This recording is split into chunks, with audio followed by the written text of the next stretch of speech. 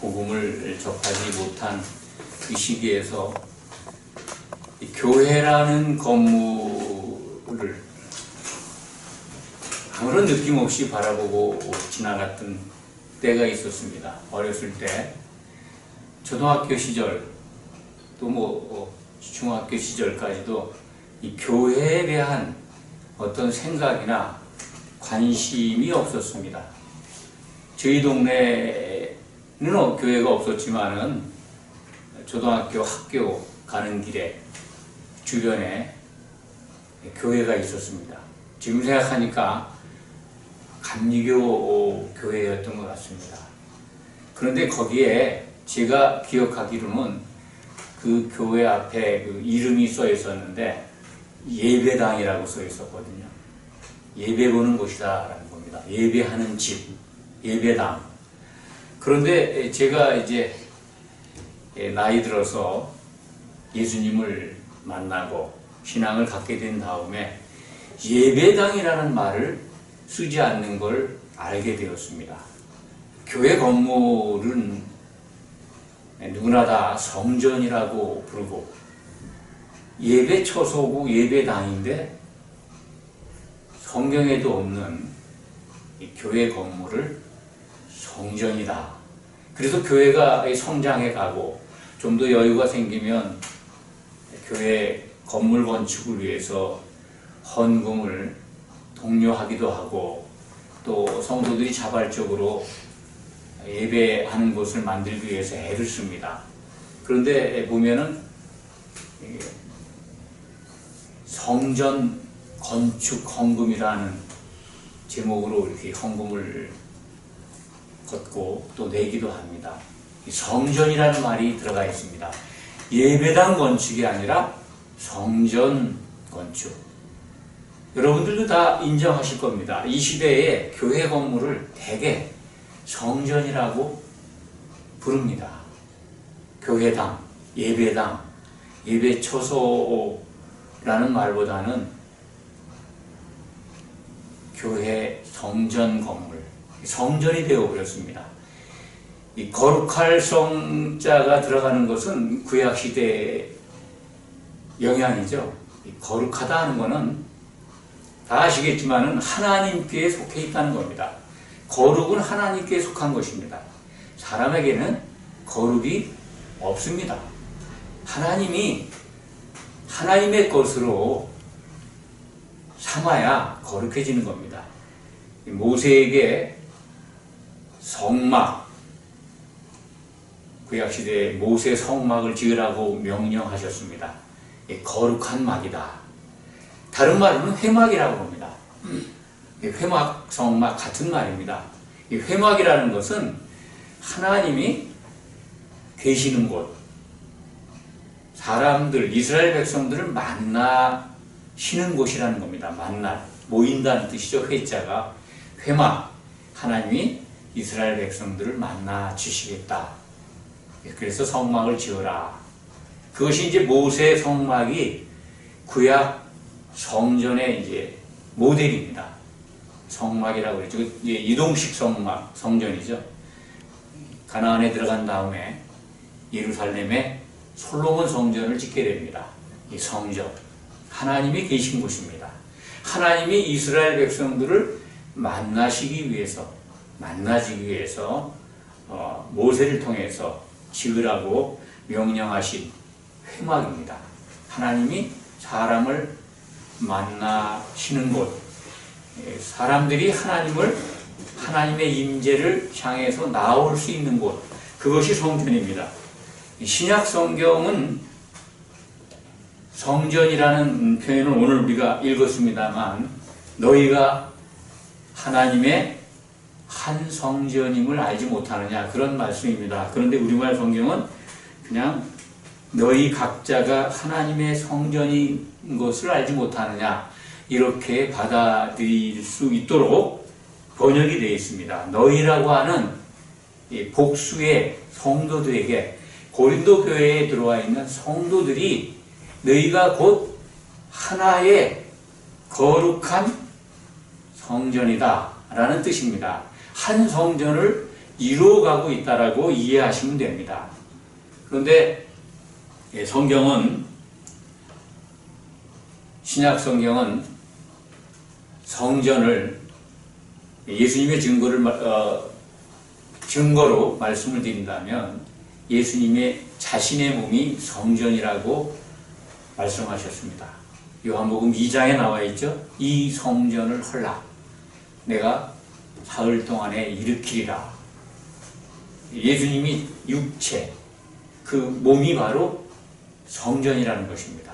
그래서 신약 성경은 사도들을 통해서 우리에게 주신 그 말씀 가운데 교회는 그리스도의 몸이다라는 말씀이 많이 나옵니다. 교회는 그의 몸이다. 고린도전서 12장 27절인가요? 너희는 그리스도의 몸이다. 그걸로 봤을 때 그리스도의 몸을 이루고 있는 것이 성도인데 그 성도들이 바로 교회라는 겁니다. 고린도전서 1장 한번 여기서 가까우니까 한번 찾아보겠습니다. 1장 2절에 제가 앞부분을 읽어드리겠습니다. 고린도에 있는 하나님의 교회 곧 그리스도 예수 안에서 거룩하여지고 성도라 부르심을 받은 자들 돼 있죠? 그러니까 하나님의 교회 곧 성도라 부르심을 받은 자들이 동격입니다. 하나님의 교회가 부르심을 받은 성도들이라는 겁니다. 지금 우리가 함께 모여있는 성도들, 함께 이루고 있는 것, 이것이 바로 교회라는 겁니다. 교회가 건물이 아닌 것을 알 수가 있죠. 너무나 상식적이고 너무나 분명한 사실인데 교회를 성전이라고 이해하다 보니까 각자가 교회가 되어버린 그런 기가 막힌 현상을 우리는 체험하고 있습니다.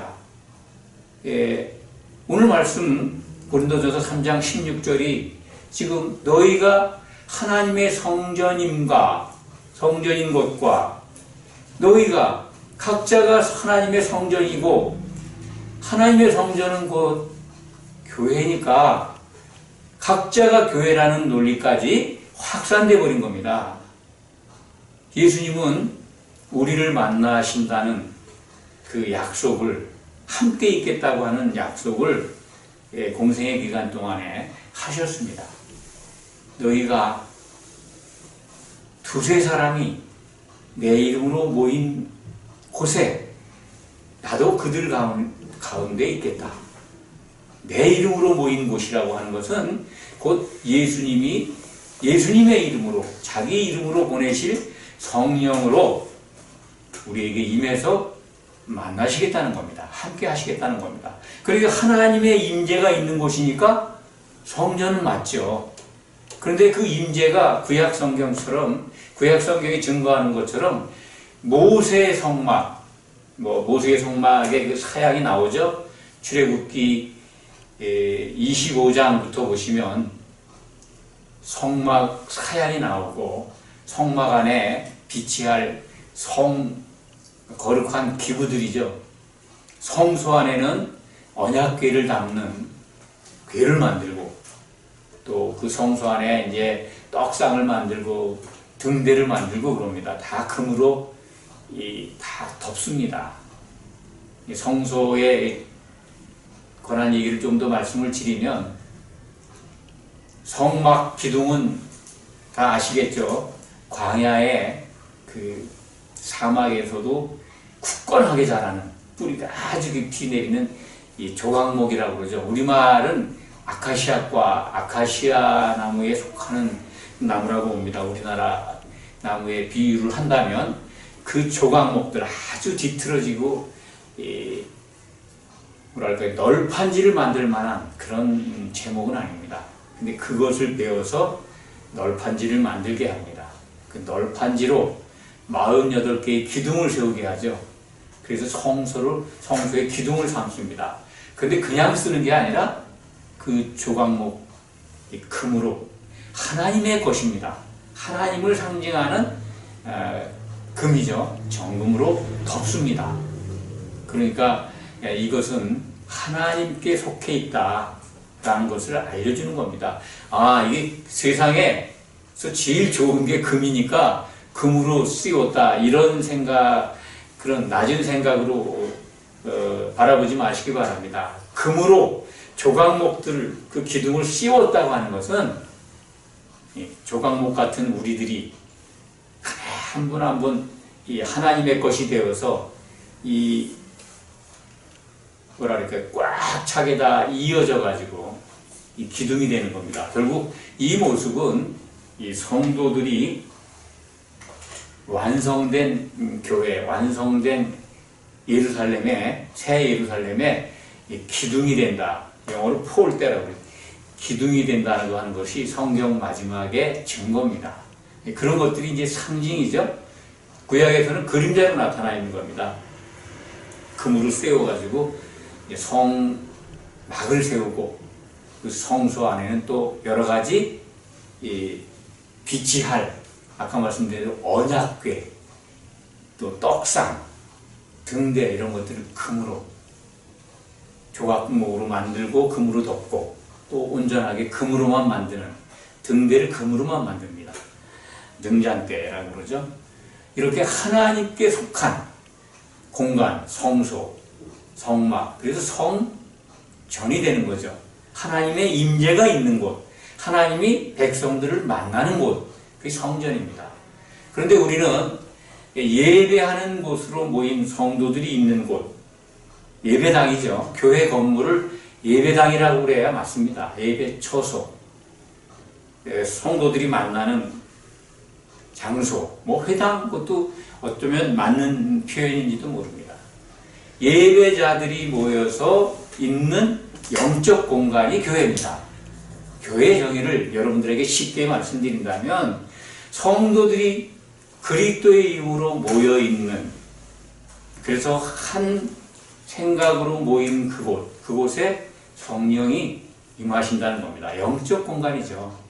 그것을 눈에 보이는 이 구약의 어떤 이 향수가 많습니다. 신약 시대에 와서도 너무나 구약 지향적인 사고를 갖고 예수님을 바라보고 믿음을 찾아가는 그런 전통이 있어 왔습니다.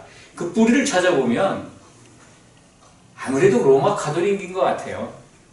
그때부터 가톨릭이 건물을 크게 지었습니다. 예배하는 성당을 또 구약의 성소를 생각하면 또 솔로몬 성전이나 이런 헤롯 성전이나 웅장하고 거대한 성전의 기록들이 남아 있으니까 구약 성경에 기록되어 있죠. 그걸 보고 신약 시대에 예배드리는 교회를 가톨릭에는 성당이죠. 아주 웅장하고 크고 그리고 그 안을 또 금으로 구약 모세 성막 성소처럼 금으로 이렇게 덮습니다. 예수님의 말씀을 우리는 늘 곱씹어야 합니다. 왜 그러냐면요. 예수님이 오셔서 분명하게 말씀하셨습니다. 율법과 선지자는 세례 요한 때까지다.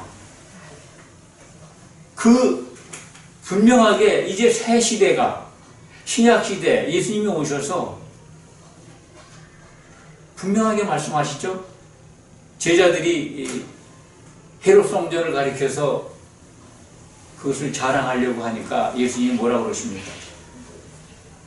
마태복음 24장에 기록된 말씀입니다. 돌 위에 돌 하나도 남기지 않고 저 성전이 무너질 것이다. 그 예언은요, 다니엘서, 구약의 다니엘서 9장 27절에 나와 있습니다. 이방인의 손에 의해서 성전이 획파된다는 예언이 기록되어 있습니다. 다니엘서에. 예수님도 그것을 정확하게 예언하셨습니다. 마태복음 24장에 돌 위에 돌 하나도 남기지 않고 그 성전이 무너질 것이다. 무너뜨릴 것이다. 하나님이 치워버리신 겁니다. 하나님의 예언 속에 들어가 있는 게 이루어졌다면 하나님의 뜻인 것입니다. 눈에 보이는 성전을 치워버리신 거예요. 필요 없다는 겁니다. 왜 그럴까요? 신약 시대에 예수님이 몸이 성전이기 때문에 그렇습니다. 그리스도의 몸은 교회다. 그 교회는 그리스도의 몸이다. 너희는 그리스도의 몸이니까 한 몸을 이루어라 하는 것이 신약 성경의 가르침 아닙니까? 그러면 너무 어려워요. 그렇죠? 생각은 글쎄 그리스도의 몸이 교회라는데 우리가 몸으로 세워져야 된다는데 그 몸이 도대체 무언가? 예수님을 우리가 예수님의 어떤 그 상징되는 이름이 있습니다. 그걸 생각하시면 간단합니다. 예수님을 뭐라고 그러십니까? 다른 말로 뭐 주님 그거 말고 하나님께 바쳐진 제물 이름이 뭐예요? 어린 양입니다. 어린 양. 요한계시록 끝에 가면요, 요 어린 양의 이름만 계속 나와요. 어린 양의 신부다. 어린 양의 혼인잔치다. 죽임을 당할 어린 양이다. 어린 양이 빛이 된다. 예수님의 몸이 흠도 없고 점도 없는 하나님의 제물이 된 어린 양이지 않습니까? 그게 예수님의 몸이에요.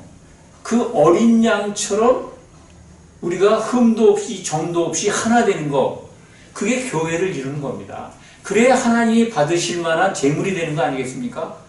예수 그리스도 안에 있다면 그분의 생각 안에서 그분이 함께 하시는 성령으로 우리가 한 몸을 이룬다면 예수님의 것, 어린 양의 몸이 되는 겁니다.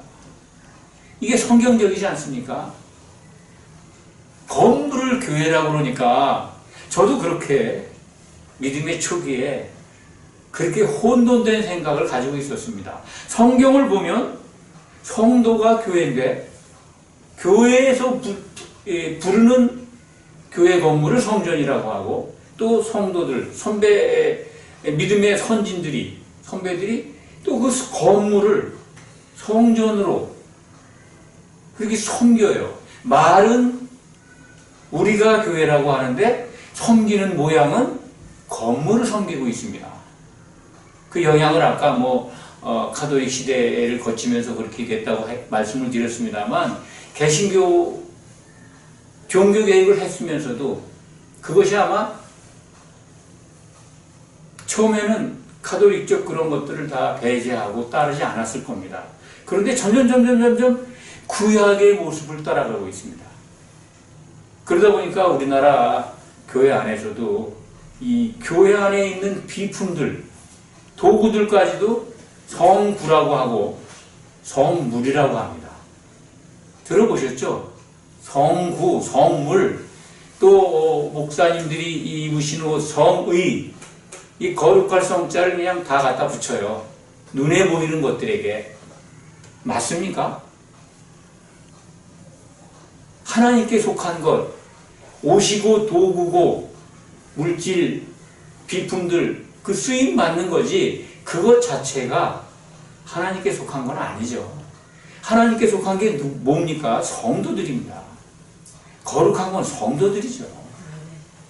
이 건물이 성전이라는 개념이 건물 안에 있는 모든 교회의 비품들을 성물화하고 성구화하고 그렇게 성자 돌림의 모든 것이 되어버린 겁니다. 그러다 보니까 성경에는 우리가 교회라고 우리가 한 몸 되어야 될 대상인데 그런 걸 알고는 있지만 의식적으로 믿음 생활을 할 때 보면 교회가 성전이고 비품들이 더 중요한 요소들이고 그것을 섬기고 있어요. 또 다른 교회를 따르는 것은 아니겠지만 성전 건축을 위해서 애를 많이 씁니다. 성전, 자그마치만 그래도 우리 교회만의 성전을 건축해야 돼. 그래서 성전 건축 헌금을 독려도 하고 자발적으로 내기도 하고 그런 어떤 이 예배 초소, 예배당을 만드는 그 아름다운 마음, 그건 굉장히 칭찬할 만합니다. 그리고 그것은 이루어져야 하죠. 능력이 되고 하나님이 부어주신다면. 그런데 그것을 구약시대의 성전의 개념으로 개입해서 그 성전을 건축해야 된다. 그런 말부터 좀 이제는 바꿔줘야 된다고 생각합니다. 성전 건축이 아니라 어느 교회 예배당 건물을 짓는다. 그걸 위해서 마음 합쳐 기도하고 애를 쓰고 있습니다. 이런 모습이 성경적인 거 아니겠습니까? 너무나 많은 것들이 이 성전과 교회에 대한 오해 때문에 정말 중요한 교회가 이루어야 될 목표가 희미해졌습니다. 각자가 성전이 되어버렸어요. 너희가 하나님의 성전인 걸 알지 못하느냐? 성령의 전인 것을 알지 못하느냐? 이 말씀 때문에 그것은 분명하게 말씀드리지만 너희들이 한 성전인 것을 알지 못하느냐? 한 성전으로 되어가야 된다는 거죠. 장차 완성될 겁니다. 성도로 부름을 받았습니다. 지금 그 성도로서 탈락하지 않고 세워져 가야 됩니다. 그래서 온전한 교회로 세워져 가야 하는 것입니다. 각자가 성전이라는 개념 때문에 각자가 교회가 됐고 각자가 교회가 돼버리니까 어떻게 됐습니까? 교회는 예수님의 몸으로 세워져야 몸의 지체들인 이 성도들이 하나가 되어야 되는 영적 공동체입니다.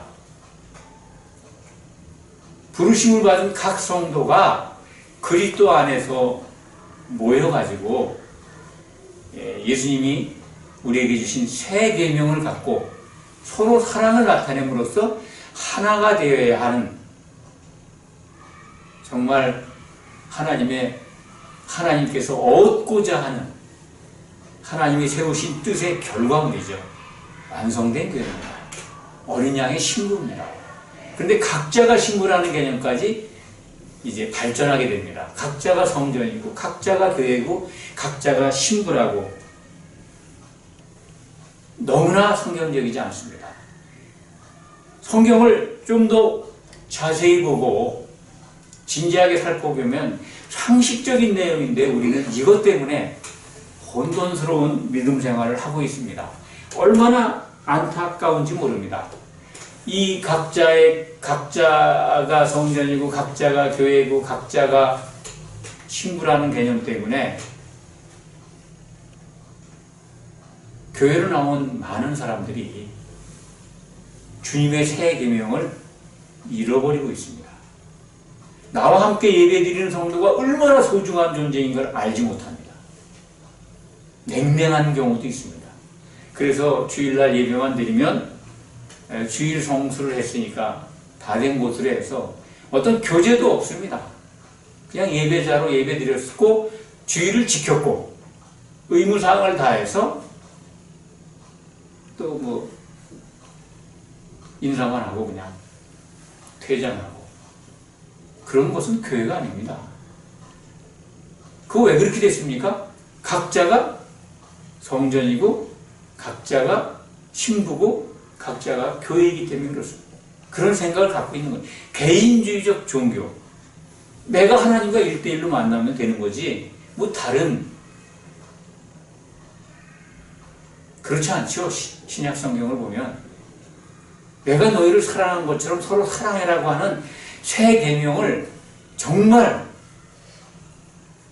심각하게 그리고 우리에게 주신 성도로 부름받은 우리가 반드시 주목하고 그것을 지켜야 된다고 생각하는 관점에서 바라본다면 이것은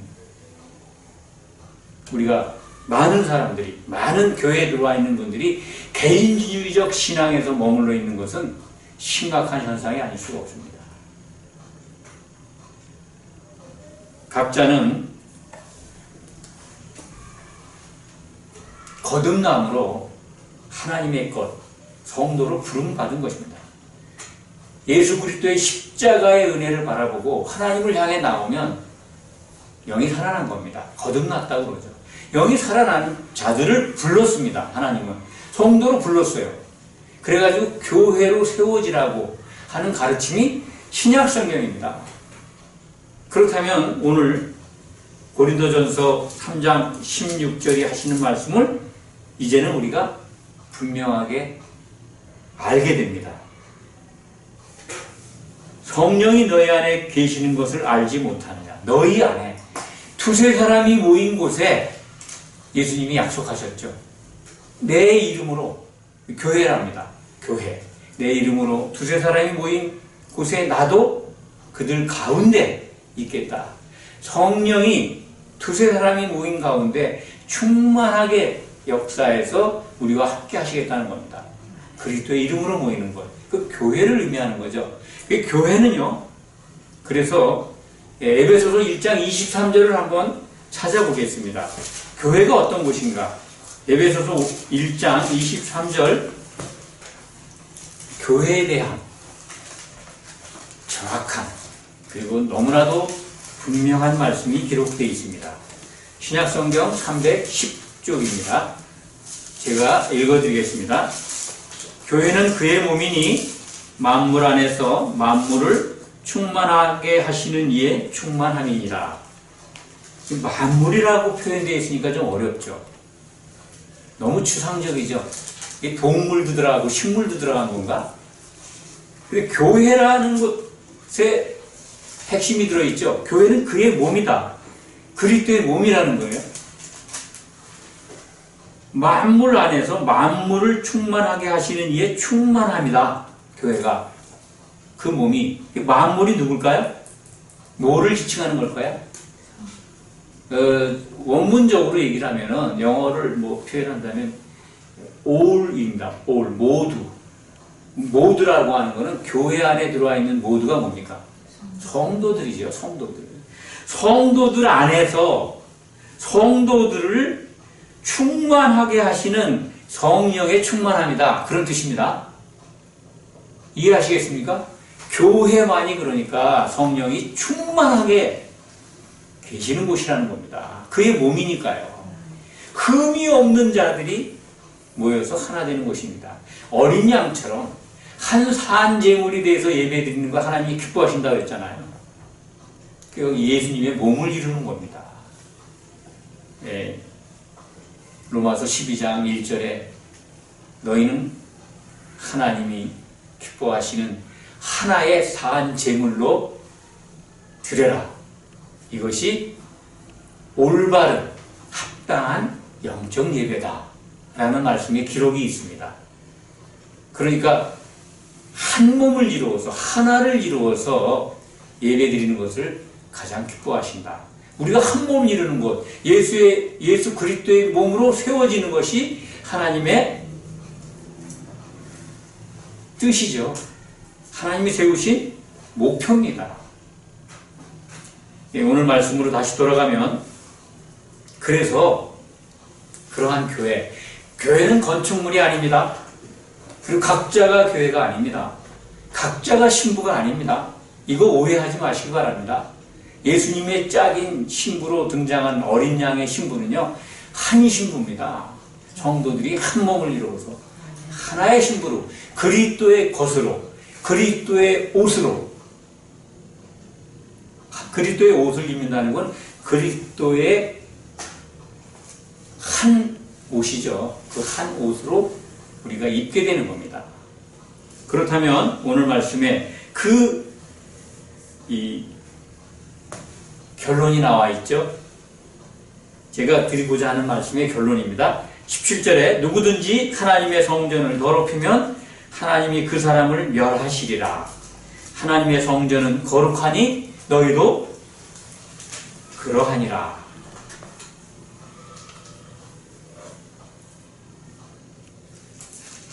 하나님의 성전, 곧 교회죠. 교회. 이 시대의 교회입니다. 건물이 아닙니다. 건물이 아닌 성도들이 흠이 없이 이루어서 만나서 이루고 있는 그 교회, 그걸 더럽히면 하나님이 멸하신다는 거예요. 그렇다면 교회를 더럽히는 것, 하나님의 성전을 더럽히는 게 뭘까요? 흠이 없어야 되는 어린 양의 짝으로 단장되어야 되는 교회를 더럽히는 게 뭘까요? 멸하신다고 그랬으니까 가장 무서운 형벌입니다. 하나님 앞에 멸망당하면은 그건 뭡니까? 불못에 들어가는 거 아닙니까? 하나님과 영원히 결별되는 거 아닙니까? 하나님께 속한 자가, 성도로 부름을 받은 자가 그 교회를 더럽힌다. 그것은 전에도 말씀드렸습니다. 흠이 있도록 교회에 흠이 되거나 교회에 흠을 내거나 그런 것 아니겠습니까? 온전한 거룩한 성도들이 모인 교회를 흔들어서 흠이 생기게 하는 겁니다. 그 예수님은 다른 데에서 이렇게 말씀하시죠. 너희가 실족하게 하는 것을 찍어내라고요. 기억하십니까? 사람의 몸을 비유로 들었습니다. 눈이 범죄하면 눈을 빼버려라. 손이 범죄하면 찍어내버려라. 그러죠. 다리가 범죄하면 그것도 찍어내라. 불구로 영생에 들어가는 것이 낫지, 그냥 그 상태로 멸망에 빠지는 것보다 불구 상태로 영생에 들어가는 게 낫다. 혼인잔치에 들어간다는 거죠. 1000년 동안 천년왕국, 그리스도의 왕국에 들어간다는 겁니다. 그러면 찍어내진, 실족하게 하는 자는 그때는 이제 지옥불입니다. 지옥불에 던져지는 거예요. 불못이 아닙니다. 구별되어 있죠. 오죽하면은 온전하지 않은 지체는, 그리스도의 몸으로 이루어진 이 교회의 지체는 잘라져 나가야 된다는 겁니다. 우리가 자를 수 있을까요? 우리 스스로 내 눈이 범죄한다고 눈을 빼버릴 수 있을까요? 그것은 뭡니까? 교회가 그렇게 돼야 된다는 겁니다. 교회가 온전해져야 된다는 거니까 누가 찍어내갈까요? 하나님이 하십니다. 왜? 온전하지 않으면 그리스도의 짝이 될 수가 없으니까요. 완성된 교회로 등장할 수 없으니까. 교회가 찍어내는 것으로 표현이 되어 있지만은 분리시킵니다. 그 실족하게 하는 게 바로 오늘 말씀에 더럽힌 겁니다. 성전을 더럽힌 자는 하나님이 멸하신다. 온전하고 흠이 없고 점도 없는 어린 양의 짝, 교회, 그리스도의 몸, 그것을 더럽히면 찍어내야 된다는 겁니다. 함께하지 못한다는 거죠. 결국은 그것은 그리스도의 심판대에서 벌어질 것입니다. 우리들은 신앙생활하면서 그렇지만 오늘 말씀을 곱씹으면서 새김질하면서 마음속에 새겨야 합니다. 나는 지금 성전을 위해서 그리스도의 몸으로 부르심받은 성도로서 지체로서 한 몸을 이루어가고 있는가? 아니면 들어와 있지도 않거나 회방하고 있거나 더럽히고 있거나 하는 존재가 아닌가? 스스로를 점검해야 합니다. 왜냐하면 그런 경우가 있다라고, 그런 가능성이 있고 그러한 것들이 나타난다고 신약 성경은 말씀하고 있기 때문에 그렇습니다. 그런 것이 전혀 없을 것이다. 교회로 들어온 자들은 다 구원받은 거니까 그것으로 끝이다. 그렇게 말씀하지 않고 있기 때문에 마귀는 쉬지 않고 흔들어댑니다. 마귀는 졸지 않습니다.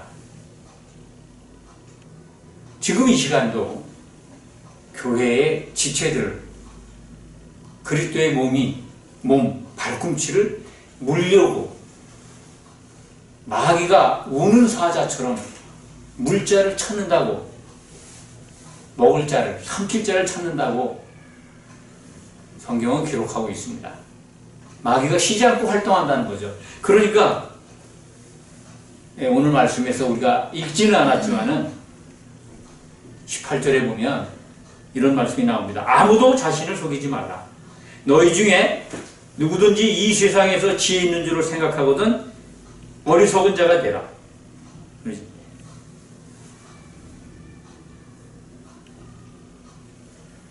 자신을 속이지 마라. 서 있는 줄 생각하지 말라.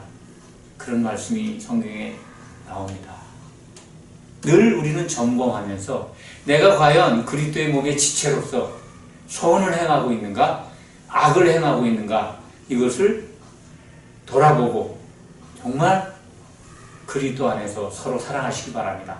선을 행한 자, 하나님의 선이죠. 악을 행한 자는 정죄의 부활로, 선을 행한 자는 생명의 부활로 나온다고 하는 요한복음 5장 29절인가요? 늘 기억하시기 바랍니다. 그리스도의 심판대에서 행해질 심판 기준입니다. 하나님의 뜻을 따라서 교회의 한 몸으로 세워져 가는 선을 행한 자는 혼인잔치에 들어가고, 악을 행한 자, 실족해 하는 자, 성령을 회방하는 자, 성령을 모독하는 자, 악을 행한 자는 지옥불에 떨어진다고 하는 심판, 그리스도의 심판대에서 일어난 일, 이 사건, 이것이 기록된 성경, 이것을 바라보면서 우리는 우리 믿음이 정말 이제 성숙되고 온전해져 가기를 바라봐야 합니다. 오늘 말씀에서 교회는 건축물이 아닙니다. 교회는 우리가 또한 각자가 교회가 아니고 각자가 신부가 아닙니다. 너무나 상식적인 이것을 참 교회 강단에서 이렇게 설명을 해야 되고 설득을 해야 되는 현실이 너무 안타깝습니다. 그런데 그것은 분명히 이 시대에 존재하는 현실입니다. 교회 건물을 성전으로 하니까 그 교회 건물 안에 있는 비품들도 성물로 알고 성구로 알고 필요 없는 것에 마음을 쏟고 그것을 섬기고 그것을 가꾸고 있습니다. 정말 우리가 바라봐야 되고 섬겨야 되고 그리고 사랑해야 될 대상은 여러분들 같이 예배드리는 성도입니다. 그 지체가 서로 사랑함으로써 온전한 예수 그리스도의 몸을 이룰 수 있다고 하는 것을 명심하시기 바랍니다. 기도하겠습니다. 아버지 하나님 감사합니다. 우리 각자가 예수 그리스도의 몸된 교회의 지체인 것을 너무나 밝히 가르쳐 주셨거늘 참으로 눈에 보이는 것을 먼저 생각하고 그것을 믿고자 하는 우리 어리석은 인간의 마음은 자꾸만 주신 말씀과는 다르게 건물을 성전으로 그리고 각자가 성전과 각자가 교회와 각자가 신부라고 잘못 생각하는 데까지 이르르고 말았습니다. 아버지 하나님, 주님이 주신 새 계명을 바라보면 왜 서로 사랑하라 하셨는가를 알 수가 있습니다. 성경을 통해서 그것을 발견할 수가 있습니다. 각자가 신부이고 각자가 성전이고 각자가 교회라면 서로 사랑할 이유가 어디 있겠습니까? 개인주의로 빠진 종교인이 될까 두렵습니다. 성경이 일러주시는 그 말씀대로 우리가 그리스도 안에서 서로 사랑함으로 성령 안에서 한 몸을 이룸으로 하나님이 기뻐하시는 예수 그리스도의 몸으로 세워져 가기를 원합니다. 우리가 이 놀라운 은혜 가운데 있습니다. 하나님이 끝내 이것을 이루어 주신다고 약속하셨습니다. 승리하는 성도가 되기를 원합니다. 믿음으로 상속자가 되기를 원합니다. 예수 그리스도의 이름으로 간절히 기도하옵나이다. 아멘.